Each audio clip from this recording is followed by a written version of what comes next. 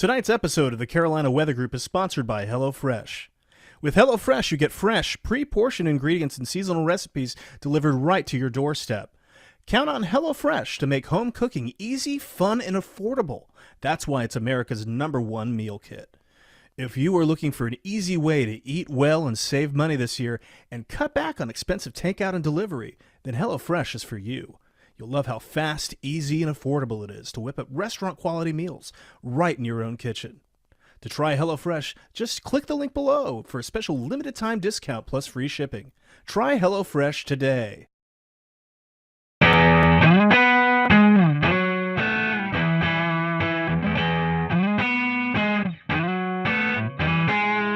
Good evening, everyone. Welcome to the Carolina Weather Group. We're happy to have you this evening, and we are excited this afternoon and evening to have Miss Myleigh Neill on with us from the North Carolina State Climate Office.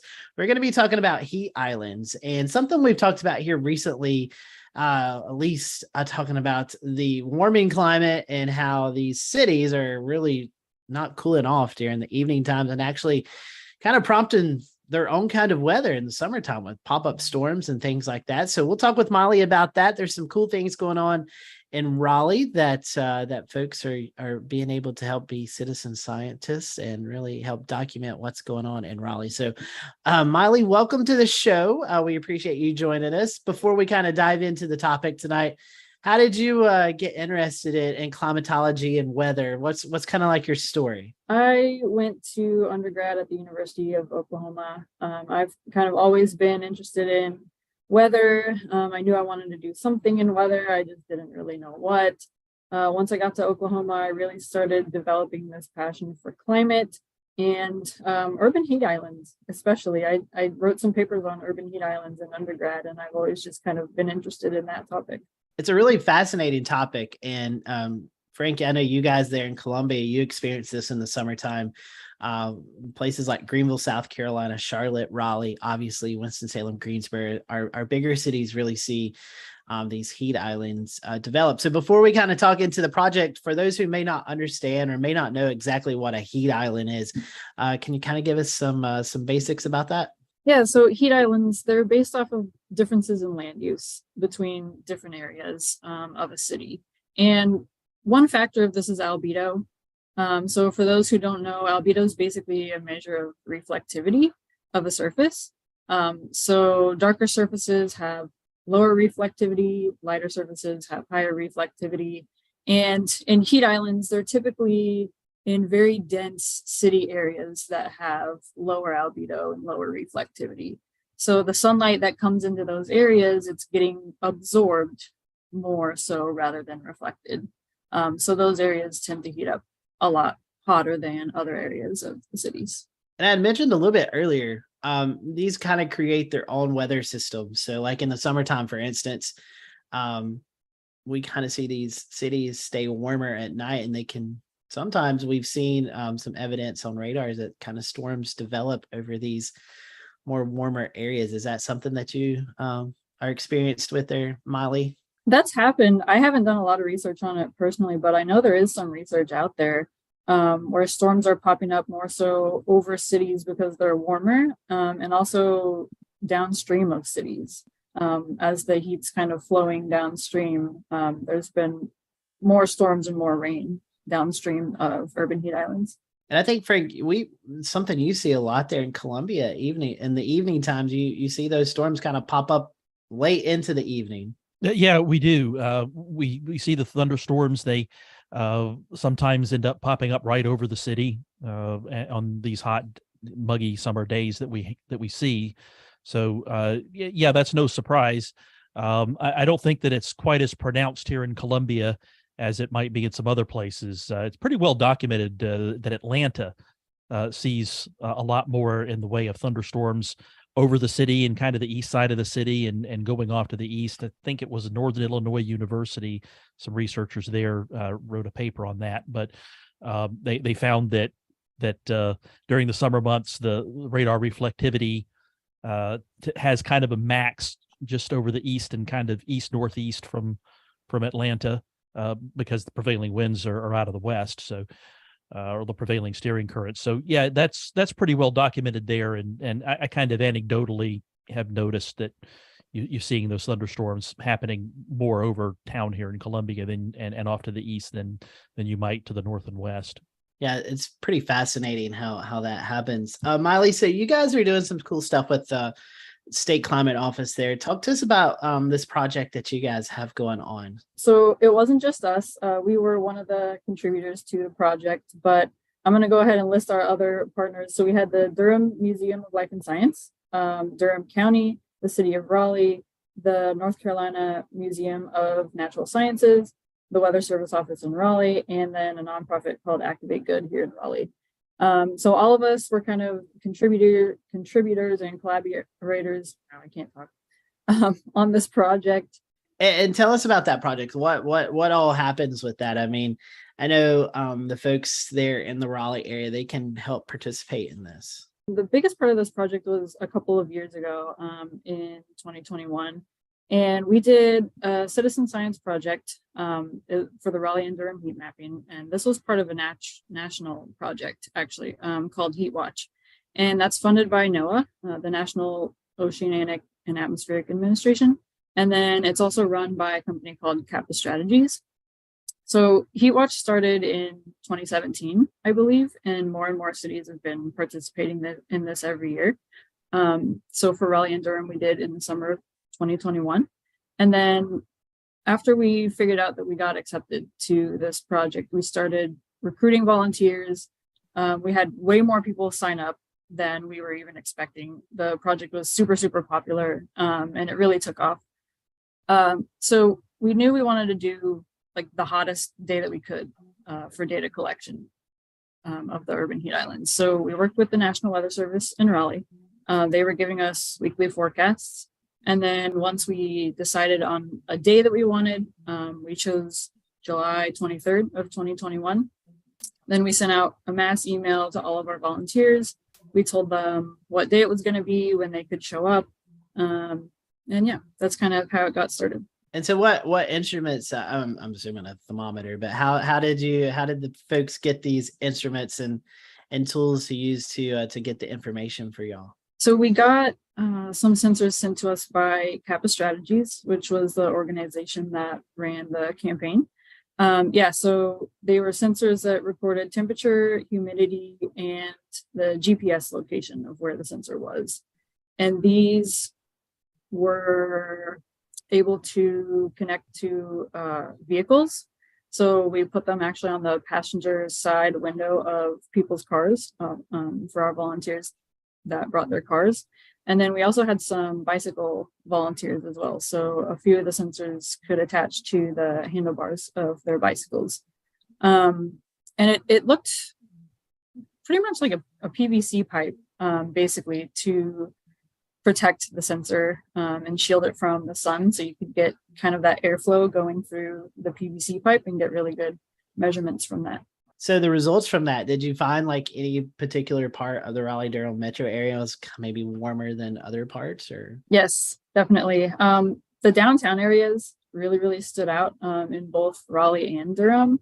And then other areas that have really low albedo, like really dark paved surfaces. So major roadways were another area that really stood out. And then there were a few neighborhoods throughout both Raleigh and Durham that were a lot hotter than other neighborhoods.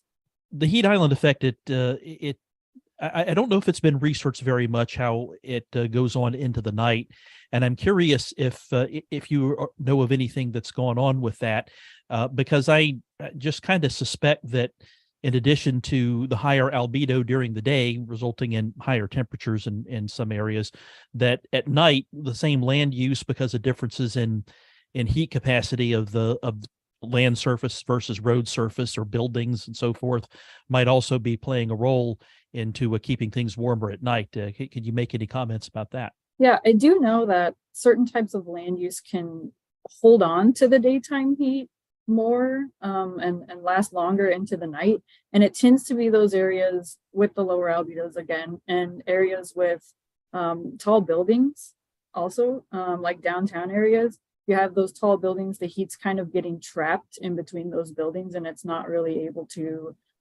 go back up into the atmosphere overnight. So it kind of just stays down near the surface and keeps those areas hotter. Right.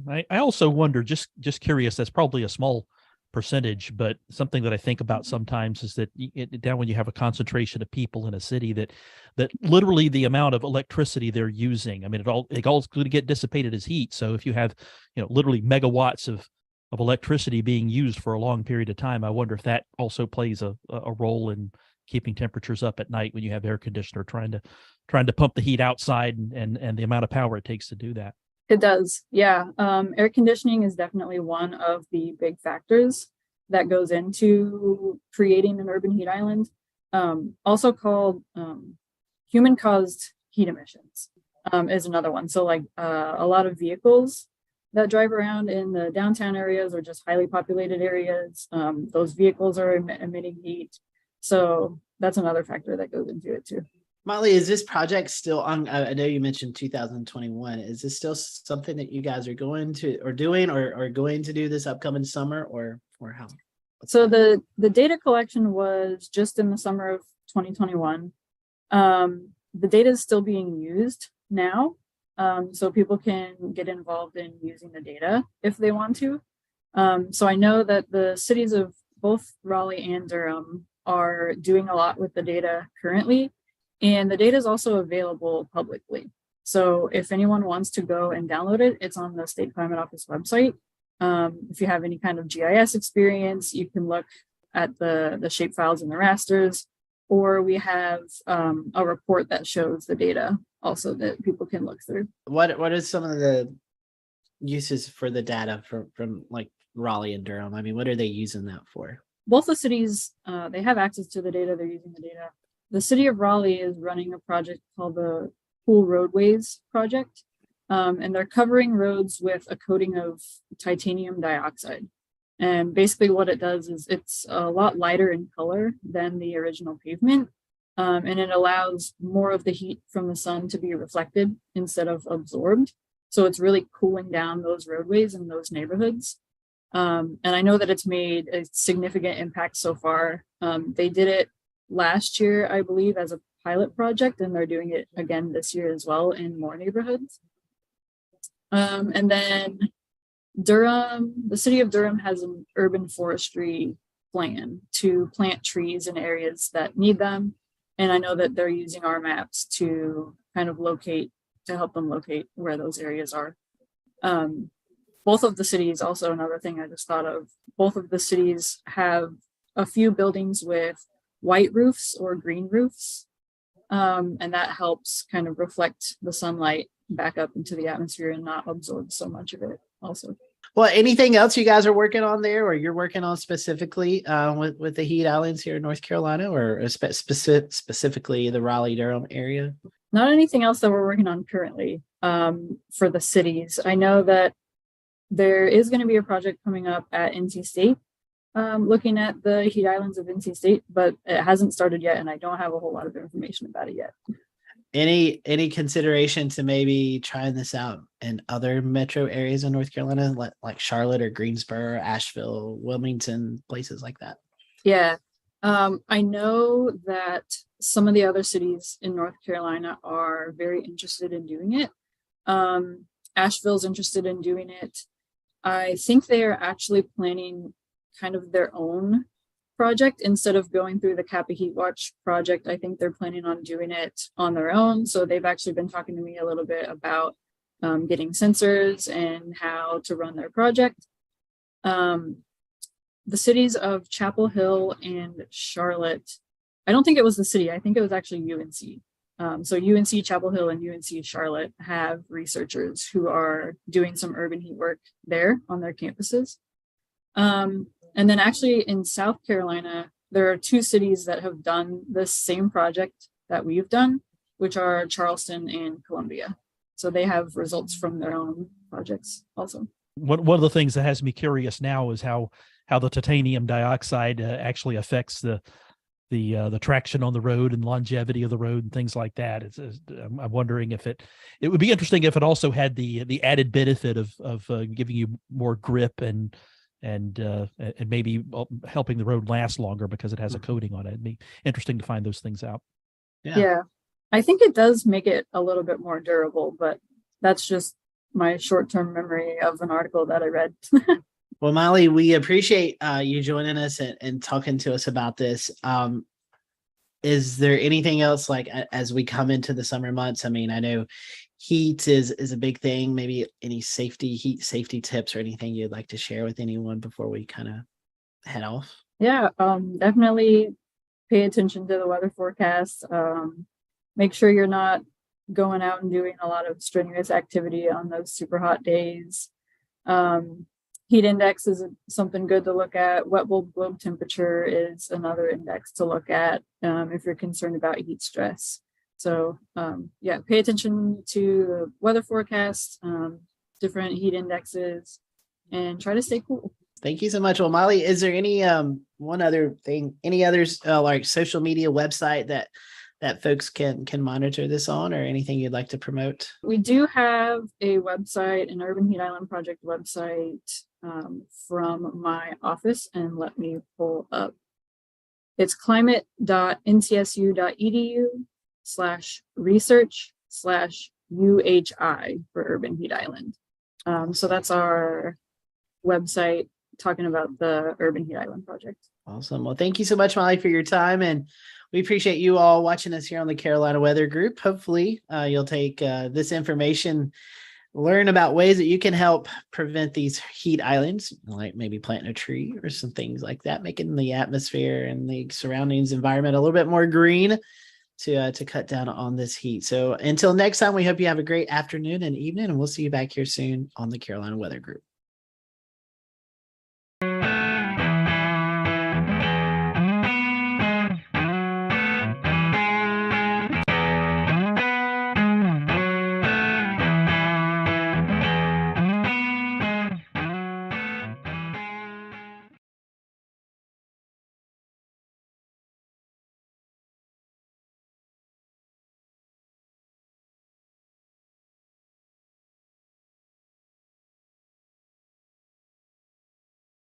Tonight's episode of the Carolina Weather Group is sponsored by HelloFresh. With HelloFresh, you get fresh, pre-portioned ingredients and seasonal recipes delivered right to your doorstep. Count on HelloFresh to make home cooking easy, fun, and affordable. That's why it's America's #1 meal kit. If you are looking for an easy way to eat well and save money this year and cut back on expensive takeout and delivery, then HelloFresh is for you. You'll love how fast, easy, and affordable it is to whip up restaurant-quality meals right in your own kitchen. To try HelloFresh, just click the link below for a special limited-time discount plus free shipping. Try HelloFresh today.